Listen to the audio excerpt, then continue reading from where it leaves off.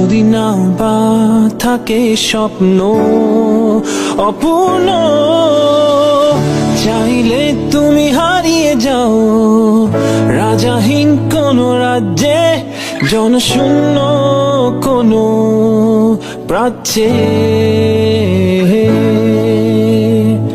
চাইলে তুমি হারিয়ে যাও রাজাহীন কোন রাজ্যে, জনশূন্য কোন প্রাচ্যে।